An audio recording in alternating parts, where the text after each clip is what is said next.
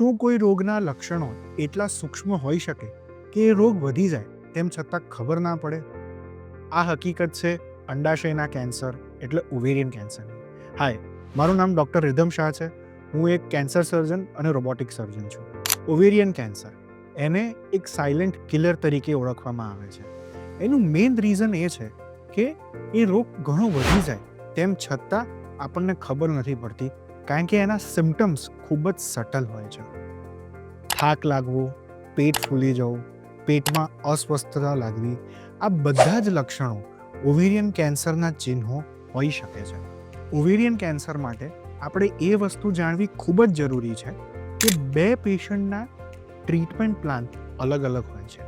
Diagnosis, treatment અને એના execution માટે પર્સનલાઇઝ્ડ ટ્રીટમેન્ટ પ્લાન ખૂબ જ જરૂરી છે. જો તમારા ફેમિલીમાં કોઈને બ્રેસ્ટ કેન્સર અથવા ઓવેરિયન કેન્સરની હિસ્ટ્રી હોય તો મેં તમને જે સટલ ચિહ્નો કીધા એને ઓવરલુક ના કરવા જોઈએ. અર્લી ડિટેક્શન અને પ્રોપર ટ્રીટમેન્ટ એ ઓવેરિયન કેન્સરને ક્યોર કરી શકે છે અને સર્વાઇવલ રેટ્સમાં નોંધપાત્ર સુધારો થઈ શકે છે. ક્યોર થવાની સંભાવના પેશન્ટનું કેન્સર કયા સ્ટેજનું છે, એનું પ્રોપર પ્લાનિંગ કઈ રીતે કરવામાં આવે છે અને પેશન્ટનું કેન્સર એ ટ્રીટમેન્ટને કઈ રીતે રિસ્પોન્ડ કરે છે એના ઉપર રહેલું છે.